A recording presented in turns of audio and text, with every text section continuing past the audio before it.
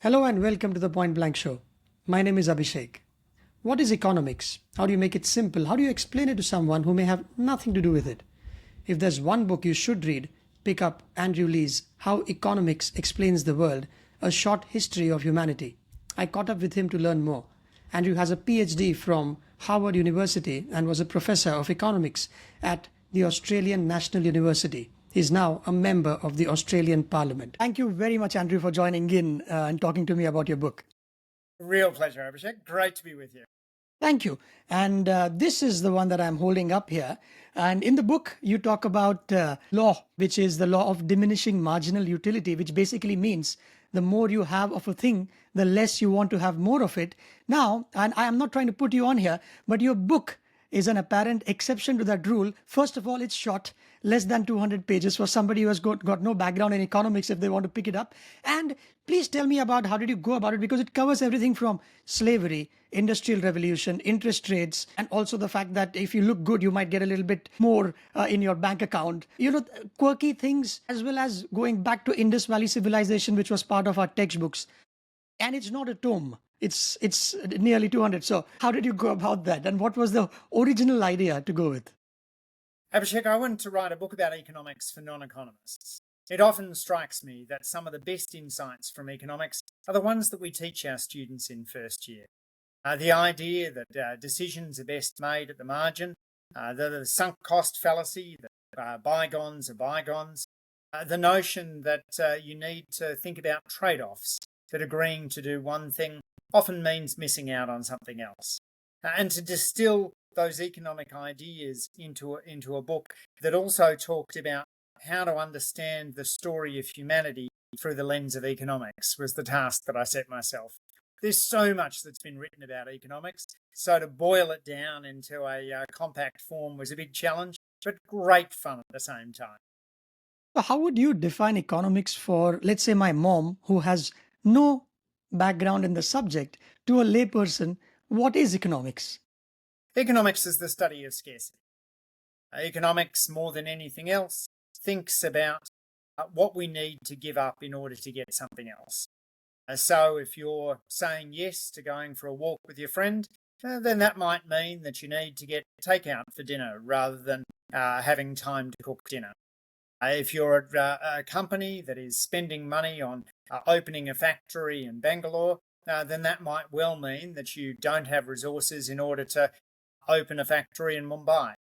Each of us are constrained by resources, and economics is the study of how we manage those trade-offs and how we can do it better. And you also write in the book, and I quote, and I like this line somewhere in the fag-end of the book, where it says, in laboratory science, researchers have control over what is in each test tube, but things are messier when dealing with people in the real world. So it's not an exact science, and that's what makes it interesting. Would that be right? Absolutely. I'm a big fan of randomized policy trials in which policies are tested just as we test new drugs. That can be important in areas where there's selection into programs. The kinds of people who enroll for a job training program might be different from the kinds of unemployed people who choose not to sign up for it. And a naive comparison between the outcomes of those two groups might tell you more about the people than the program. And so to use a randomized trial in policy, as we often do in medicine, is more likely to give you the right answer as to the impact of the program. And yet, there are times when human behavior trumps rationale, where you might think that human beings might behave in one such way. And there might be, if you could illustrate that with a couple of examples where it has confounded even the economists that, hey, this is not how a human being should act, but they did. And now it turns the theory upside down.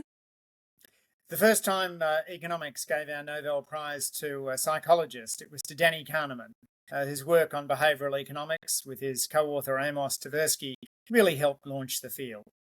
They have a series of remarkable studies, including work that shows that if you spin a random wheel between 0 and 200 and then ask people how many countries there are in the United Nations, that their answers are strongly affected by the random number that's just come up. More importantly, they also showed that there tends to be a big discounting of tomorrow, that the drop in value we place on something happening tomorrow is bigger than the drop in value we place on any other one-day change, such as the gap between something that happens in 99 days and something that happens in 100 days. So-called hyperbolic discounting shows up in all kinds of different places and helps to explain why we tend to eat too much sugar, why some people smoke, why people drive too fast. All of these are a function of placing too little value on tomorrow compared to today. So is that also down to the last part that you said, placing too little value on today rather than tomorrow? It's impulse. Is that what drives individuals? And because we live in a world where things are quite luxurious generally, if you are if you're talking about those who make enough to get by, because in your book you have a few examples where not until recently did we have incubators where babies could today that you could save their lives. You didn't have a mirror until late 1800s, or if I remember the year correctly. So today, with all that we have at our disposal, is that what is making us behave in a manner which is now questioning economics altogether, if that makes sense? It's a fascinating question. I suspect that the discounting of tomorrow has been something that's always been around. I suspect that people who are living even on the brink of existence in calorie-constrained environments were still subject to the bias of favouring today over tomorrow. But certainly it's easier to get around in an environment of abundance. For example, if you want to develop a running habit, it helps to recognise that when tomorrow morning rolls around, you might be tempted to put off that morning run. And so if you sleep in your running clothes and have your shoes by the door, you might be more likely to get out the door. Likewise, many of us tend to undersleep, and so preparing yourself for bed and getting a good sleep hygiene routine can prevent the standard temptation to say, well, being tired is an issue for morning guy. Night guy doesn't need to worry about that. Right. And among your exploits, I also read that you are a keen ultramarathoner and an Ironman triathlete. So what you just said comes with some authority. While we are on the subject of economics, I still want to digress a bit since we are talking about this. One thing is to keep your running shoes at the door, so that you don't have to worry about motivation. It's right there. The other thing is to embrace pain, like you might do. So how when you are some 5 kilometers from the finish line after having run through the day, how do you deal with that, and how does your brain work? Ultramarathoning is a bit about pain management, as is doing an Ironman triathlon. I'm quite influenced by Eliud Kipchoge, who has for quite a while been the reigning champion of the marathon until quite recently.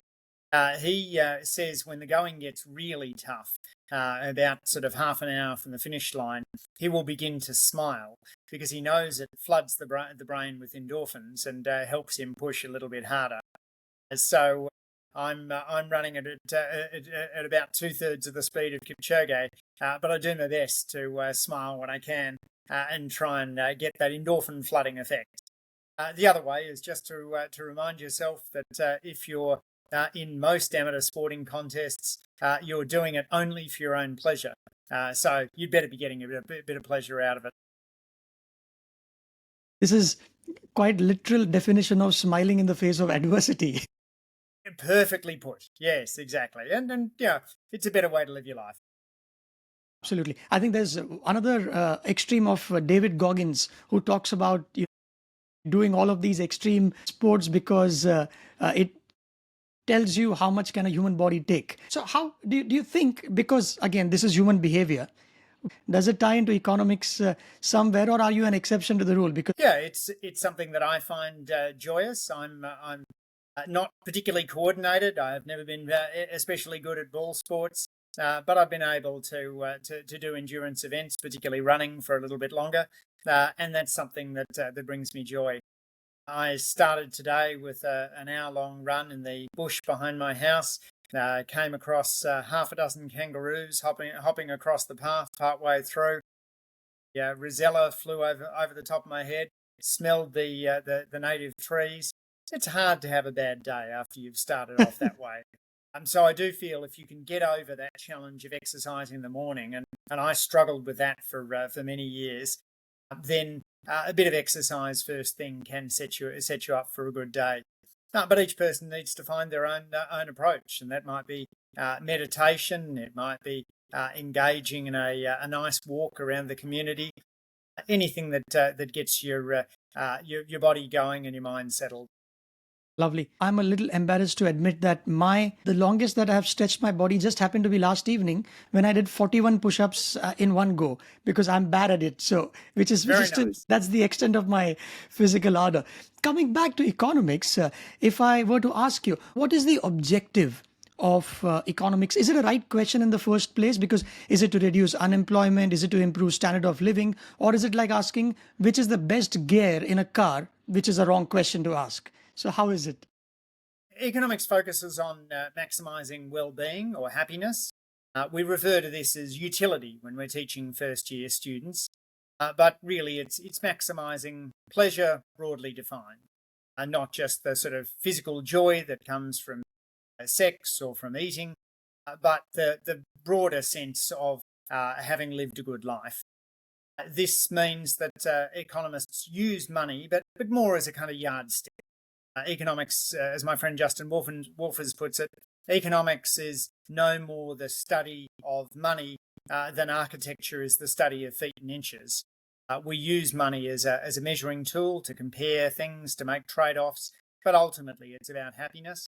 And in many cases, people will choose to spend time with friends and family rather than to work an extra hour, reducing the total income they have, but raising their total happiness. Do people get it wrong in Excel sheets, and when we talk a lot about numbers, when the final goal is to be content, or so it's less about how much money you have in the bank, but what you do with it? Absolutely. And Bobby Kennedy once noted that GDP doesn't capture all the richness of society. It doesn't capture the beauty of our poetry. It tends to go up when there are more car crashes and wars, and can go down and times when we're choosing to spend our leisure on activities which don't cost us money. So we need that broader conception of well-being, and economists throughout the ages have built that into their model. No serious economist thinks that the only thing human beings are aiming to do is to maximize money. So meeting kangaroos on the morning run is as important as having enough to feed a family of four, in that sense. Well, the feeding of the family of four needs to come first. I mean, this is Maslow's hierarchy of needs. But I don't think anyone would envisage me as being irrational because I choose to spend an hour running rather than now working a part-time job to earn more money. Right. And talking about, because we've got such a big ground to cover, I have no way to segue into this, is these leading economists of their time. Adam Smith is someone who comes to mind right at the start. What was his contribution at the time that nobody knew of and he brought to the table? One or two things that defined economics for a century thereafter, perhaps. So Adam Smith's a seriously eccentric guy who entered university early and was so passionate about economics that apparently he one day fell into a tanning pit while discussing economics. He wrote The Wealth of Nations in 1776, the same year that James Watt filed a patent for a coal-fired steam engine. And so his writings coincide with the beginning of the Industrial Revolution and encapsulate a lot of how modern economists think about the benefits of open markets. He notes that in a well-functioning market, there is a proliferation of goods that consumers want. As he says, it's not from the benevolence of the baker or the butcher that we get our bread and our meat, but from them maximising their self-interest, a fact that was quite confusing to some of those under communism. As one visitor to London once said from visiting from Russia, so I don't understand. Who manages the bread supply in London? So Adam Smith talked about the benefits of markets and also the benefits, Abhishek, of competition. He was a big proponent of competitive markets and noted that there would naturally be a tendency among companies to want to keep out competitors and to collude with others in order to drive up prices against the interests of consumers. So we have Adam Smith to thank for the competition institutions that all advanced countries have. So it's meaning capitalism is something that economists like him rooted for. Would that be right? Because it's best for the consumer in the end. Then Exactly, and from the workings of Adam Smith come principles such as free trade and the notion that countries can benefit by specialising in what they do best, just as individuals benefit from specialising in the work that they do best within a country. right. And many years later, you had you also cover some pages on Keynes and Hayek. These two very different schools of thought is what they come from. One favored free markets, which was Hayek. Please correct me if I'm wrong. And another said, and he said, don't intervene, let the markets take care of themselves. Keynes, on the other hand, wanted to steer the markets such that in case they needed help, then the government has to say punish the crooks or intervene and try and correct it. And both had their moment in the sun. Tell us more about these two individuals and their contribution to economics. So Keynes really is the most influential economist of the first half of the 20th century, an advisor to the British government and instrumental in building the post-war institutions that came out of the Bretton Woods meetings. He believed that one of the reasons that the Great Depression lasted so long was government's failure to step in to support the economy. In Keynes's view, when you had everyone pulling back their spending and choosing to save instead, it was in the collective interest for government to spend more, to prop up spending, therefore create jobs and create a virtuous cycle. Hayek instead took the view that recessions were a necessary evil, that they played a cleansing role in wiping out inefficient businesses, and that government had no business trying to steer the economy out of a recession. If people want to get a handle on the two of them, I can recommend no better source than a rap battle, which is written by John Popola and Russ Roberts, a portion of which says, we've been going back and forward for a century. Keynes, I want to steer markets. Hayek, I want to set them free. There's a boom and bust cycle and good reason to fear it. Hayek, blame low interest rates. Keynes, no, it's the animal spirits. Lovely. Of course, the rappers do a better job of this. I'll add some music to it if I can. That was a good one. Would common sense, again, which is uncommon, suggest that what Keynes said would be the right thing to be done? It's like parents, if they don't get their kids in line because at some point they are not good enough to make a decision, you let them do it, but if they need course correction, you need to intervene. Should the government play a parental role to some sort instead of being too distant? Look, almost all governments are Keynesian rather than Hayekian. The Keynesian approach really sees economic downturns as being akin to natural disasters. And just as no government would stand back and fail to help its people in the face of a natural disaster, all governments, when recessions hit, step in to provide some support.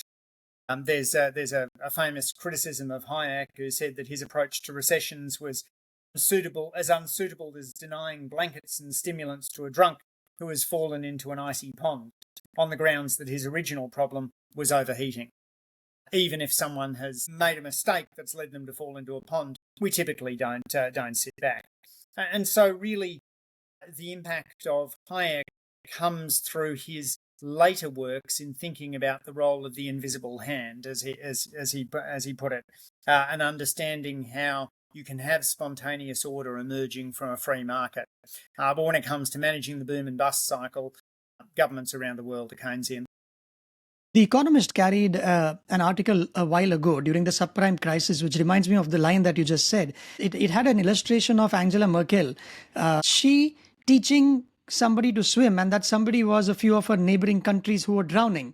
So while they were drowning, she's, there is a self-help manual of how to swim. So if you don't intervene at the right time, then what's the point? Is what Keynes' school of thought probably advocates, if I on a lighter note. Beautifully put. Yes, and their personal lives also reflected their ideologies, is what I learned. Another bit of trivia from your book is Hayek was a recluse with emotionally distant parents. He was an Austrian at a time when they were losing the war, suffering economically. Keynes was more of a free spirit, which is fascinating to know that how your upbringing and your environment can have an impact on your work, so much so that the world now is such applying some of those principles, but it's come down to how your parents were with you. That psychology of the whole thing is interesting, I thought. They really are very different characters. One biographer estimated that Hayek had only 3 close male friends in his life, whereas Keynes was liberal and engaged. He kept diaries of his sexual exploits with men and women. He was part of the Bloomsbury set, an avid art collector, and somebody who was confident in dealing with statespeople and fellow economists. Brimming with self-confidence, gregarious and internationalist, in a way in which, as you say, Hayek was much more classically Austrian and reserved. Right. And all of this, when we talk about the levers that can help control, let's say, growth, or making sure that everybody, when they go to buy a loaf of bread, suddenly you don't find the price to be 500 rupees as much as it should be 20, for example. So one of the things that you write in your book is interest rates that control various things within the economy. And why are they important? Very briefly, what do interest rates do, and some of their history as well? Yeah, so you can think of the interest rate as being the price of delaying consumption. So if the interest rate is very high, then there's a great benefit to putting money in the bank and spending it tomorrow, because it will be a lot bigger tomorrow. Conversely, if the interest rate is very low, then there's not much incentive to put money in the bank. And indeed, there might be an incentive to borrow, to pull consumption forward. So by adjusting the interest rate, central banks are able to help smooth the economic cycle. At a time when an economy seems to be running too hot, where inflation is threatening to get out of control, then raising the interest rate is the central banks raise the interest rate in order to cool it off a little bit, and to make it slightly less attractive to firms and households to borrow. Conversely, when the economy is running too cold, too slow, then central banks can cut the interest rate in order to make it attractive to invest right now. That's the main form of demand management we have, and it's been remarkably successful around the world. Central bank independence shows a close relationship between countries that have independent central banks and which have managed to keep inflation low and stable. And low and stable inflation is good for economic growth, because it creates an environment of predictability for business and households. And the trade-off that you talked about right at the beginning is what is what economics is about. So the trade-off is, inflation and growth can be two sides of a seesaw. Oftentimes, where if you increase the interest rates, then people will borrow. Will not borrow as much, will not spend. It reminds me of a line that we were told long ago during college, is when President Harry Truman said that give me an economist with one hand, because the economists say that if you do this on one hand, this will happen, on the other hand, the other thing will happen. So how do economists then figure out what the right balance is? Or was that joke made in jest, or is there some truth to it? No, absolutely some truth to it, Abhishek. And I think there are many areas in which economists differ. The debate over minimum wages splits the profession. There's a serious discussion within economics over antitrust or competition policies. In other areas, economists are more united. Probably there's no area on which economists are more united than trade. There's a strong view within economics that countries benefit when they do what they're best at, and that comparative advantage is fostered by allowing goods and services to flow across borders. Economists see this as an extension of specialisation. Again, just as most of us don't cut our own hair or fix our own car, so too it can make sense for countries to specialise in what they're best at and then import from other countries what those countries are better at. That can raise living standards in both countries. Economists tend to favour trade liberalisation, the reduction of trade barriers, and the greater integration of countries with one another.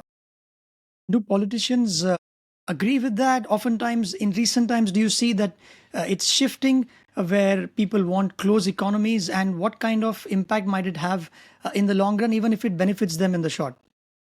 Yeah, there's been various different phases of this. Douglas Irwin, the trade economist, talks about a period from 1985 to 1995 that was particularly fruitful in terms of reducing trade barriers. That was an extension of much of what had been happening since the end of World War II and the creation of the General Agreement on Trade and Tariffs, which has now become the World Trade Organization. In recent decades, that's slowed down, and in the past decade, we've seen quite an upsurge in the number of protectionist measures being employed by countries, and a cessation of a lot of the multilateral trade liberalisation discussions. Countries are now tending to turn to bilateral trade agreements, which are a slower way of achieving trade liberalisation, and in some cases are increasing tariffs. Economists would see this as being a cost. Tariffs are a consumption tax on imports, typically paid by the consumer rather than by the sending country. So just as a regular consumption tax tends to reduce the buying power for households, so too a tariff, a consumption tax on imports, reduces consumers' buying power. Another contribution to galvanizing different economies over centuries, you say, is technology. And I love this line from your book. It says, societal changes tend to be driven more by technology and policy than social norms.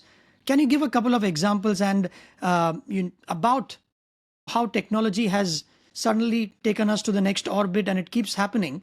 And is the speed of change, what took, let's say, 50 years after something was introduced, today might take 2 years with the likes of GPTs and AI coming in? So, one of the differences we see across countries are differences in attitudes to women's participation in the workforce. And a terrific study has looked at the role that the plough might have played in those differences. Plough-based agriculture is common in some countries and not in others. And the plough, when it emerges, requires considerable upper body strength. Either people are dragging the plough themselves, or else they're managing animals that are dragging the plough. Either way, it's quite intensive upper body work, which tends to favour men over women. The alternative is digging stick agriculture, and digging sticks can be pretty equally deployed by men and women. And the study shows that in countries that developed the plough earlier, where plough-based agriculture came to dominate, that there are larger gender gaps in attitudes. Men and women are more likely to hold conservative attitudes about women's entry into the workforce. And that's true not just if you're comparing rich and poor countries, but also if you're comparing countries within Africa. Those that had more plough-based agriculture tend to have more traditional gender norms about women's role in the workforce. So an anthropologist might well go into those communities and tell a story about the individual community and how the gender norms developed. An economist looks at the technology of the plough and says, let's see how the plough might have changed gender attitudes. That's interesting.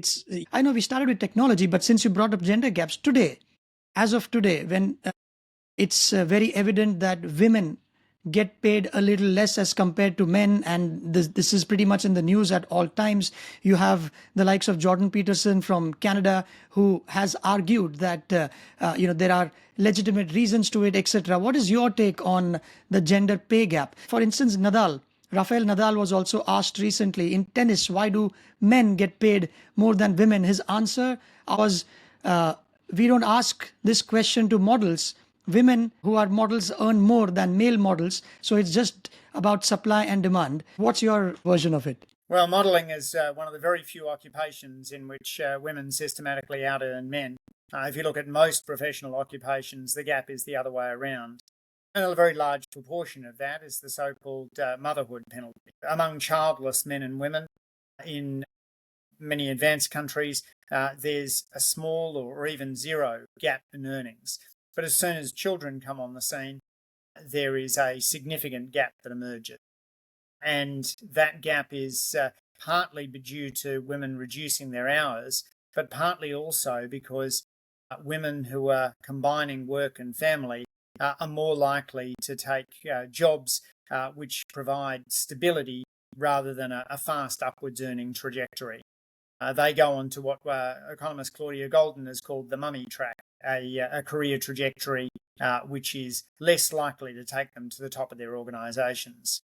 So Claudia Golden sees the motherhood penalty as being the biggest factor in explaining the gender pay gap, and therefore that creating the kind of labour market that allows men and women to combine work and family is one of the best things you can do for gender equity. Using technology to enable job sharing is one of the things that can both benefit productivity but also equity. Claudia Golden talks about how pharmacists have done this much better than lawyers. In pharmacy, the technology allows a pharmacist to seamlessly move from one person to another. In law, the relationships tend to be a bit more personal. People want to see their lawyer. So job sharing becomes harder, and therefore the gender gaps are bigger in law than in pharmacy. Right. And also, is it also that the high paying jobs or the professions like engineering, mathematics, is it that more men or disproportionately more men opt for it?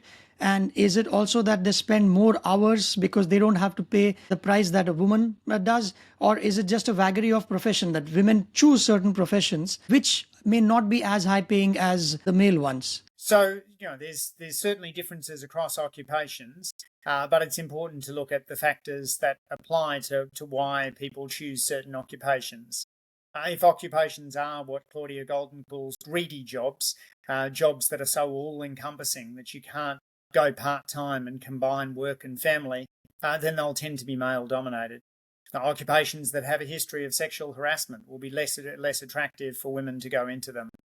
So there are institutional structures that sit behind those choices. Job flexibility isn't just good for women, of course. It can be good for men as well, who want to play a bigger part in their children's lives.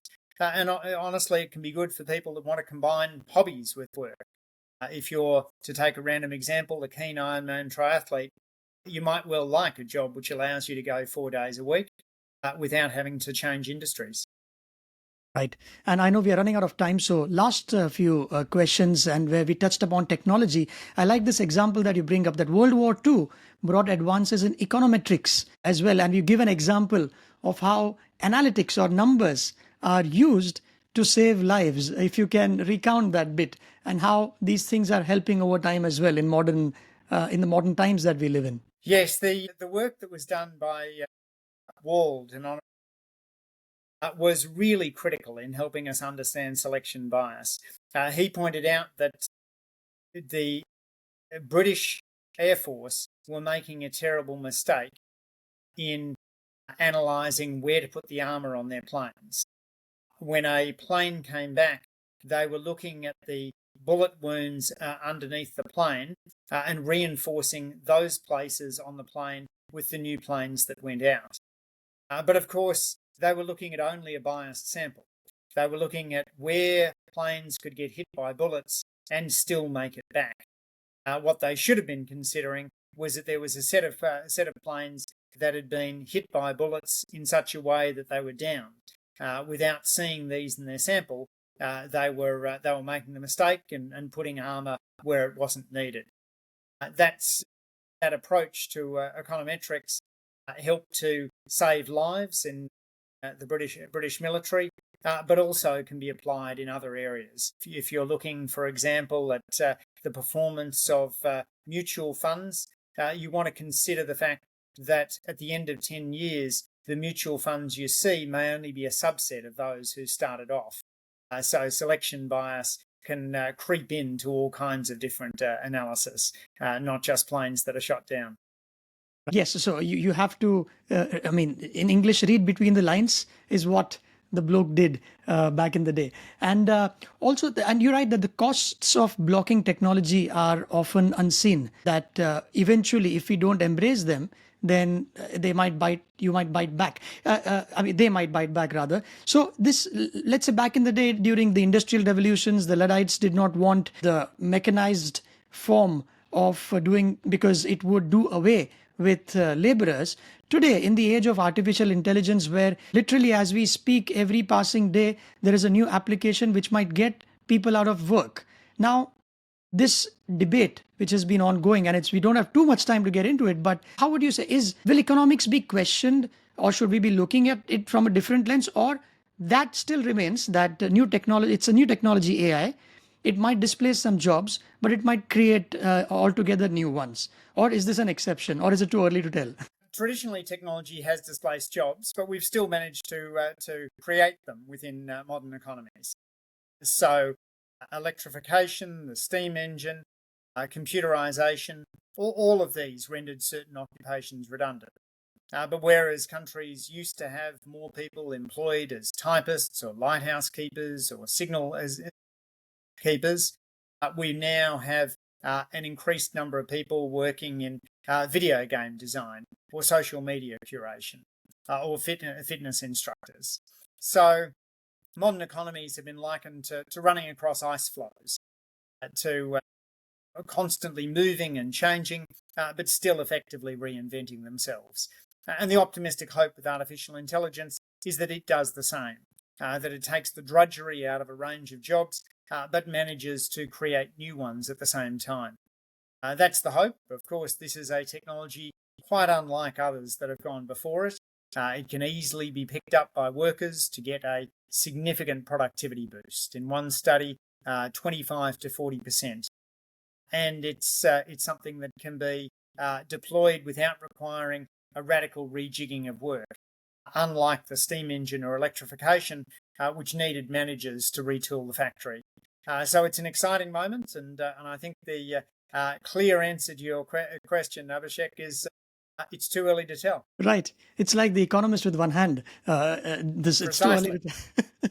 Yes, but one of my friends is a copywriter in an ad agency, and he was telling me this, that they had to spin something out for a client overnight. And what they did was, instead of having somebody at the studio, there was an AI tool which helped them. They put in the brief, it created the lyrics, the music, the sound, the rap, and they got somebody in the studio to just redo it by tweaking a little bit of octave or whatever, because it would have been copyright infringements, and they could do it. So, I mean, the kind of work, you don't need a musician for an ad agency to pitch an idea. So it's very real today, which would, so that musician may not, or the artist at, the voiceover artist may not be needed if things can come out of a machine. And I wonder what happens to that voiceover artist. And how do taxes, which nobody likes to pay, but it's necessary so that when you step out on the road, there are fewer potholes, which, by the way, is not the case in Mumbai. But you cover a little bit of this in the book, where songwriters have derided taxes because they happen to be in the top bracket of taxation. I think there was at least one cricketer who said that death, century, no, was it? There are three certainties in life: death, taxes, and a century at Melbourne, or some such. Because I think it was Martin Crowe, or was it Adelaide Oval? But anyway, so taxes is an indispensable form of modern life. Is that right then? And how does it come into the picture of interest rates that we talked about, among other levers? Well, taxes are how we pay for public goods such as bridges and roads and hospitals and schools. They're typically raised in a way that we're aiming to do less, as minimal distortion to the economy as possible. So income taxes, consumption taxes, company taxes are aimed to be levied in a way in which, to the greatest extent possible, workers and firms can go about their business as they were. There's another kind of category of taxes, though. These are known as Pigouvian taxes. In that case, we're deliberately trying to affect behaviour. Taxes that are applied to congestion, to pollution, to alcohol and tobacco, are deliberately set higher in a way that governments are trying to deter that behaviour. So you want to distinguish between these two kinds of taxes. Revenue-raising taxes, where the aim is to have as little impact as possible on what people do, and Pigouvian taxes, where the aim is to have a big impact on reducing something we'd like to see less of. Right. So high tax on petrol is still good because you don't want to, if the middle class might end up paying a bit more, but taxing, let's say, LPG, which we use here for the cooking gas, will not be a good idea because you are then depriving the poor of getting affordable cooking oil or gas for that matter. Would that comparison be right? Because the middle class might vote. It might not bring you in power the next time around, but it's still the right thing from the economic standpoint then. Well, Pigouvian taxes explain why typically taxes on fossil fuels tend to be higher than other consumption taxes because as people drive, they're slowing others down, they're choking the roads, and they're also producing emissions which can be literally choking the population. There are many people who need to drive and therefore need to buy fossil fuels, but the Pigouvian tax concept explains why those tax rates tend to be higher than, for example, the tax rate on a loaf of bread. The last one is you write about Alfred Marshall. You write that he's the world's most influential economist at the turn of the 20th century. That's what he was. And although he was a skilled mathematician, he focused to tell a good story that people could understand rather than confuse readers with numeric mumbo jumbo. Now, how important is that? And you yourself have written this book. It does not have statistics and graphs, which is a refreshing, exception to books like these. Now, how important is storytelling in economics such that people who don't have a background understand it? And what tenets did you use while doing this book, writing this book? Well, I love Alfred Marshall's 4 rules. 1, use mathematics as a shorthand language rather than as an engine of inquiry. 2, keep to them till you have done. 3, translate into English. 4, illustrate by examples that are important in real life. 5, burn the mathematics. 6, if you can't succeed in 4, burn 3. This last I did often. So he had the notion that you would use mathematics, but that ultimately if you couldn't translate it into something intuitive, you needed to go back and start again. So one of the things I've aimed to do with the book is to tell a big story, but hopefully in a way in which the anecdotes help to reinforce the principles. It's not a textbook, it's a book for the non-economist, and the aim is to spread the joy and the insights of economics more broadly. That you have. Thank you very much, Andrew, for your time on this podcast and for a fascinating book, which I'd urge listeners, whether with the economics background or not specifically, to pick this one up on Amazon. So in most countries, the book is known as The Shortest History of Economics, and this is the Indian edition by Picador India. My American publishers decided that they preferred a different title. So in the United States, it's How Economics Explains the World. Same book, whichever title you like, you will be getting exactly the same results. Lovely. Keep that in mind.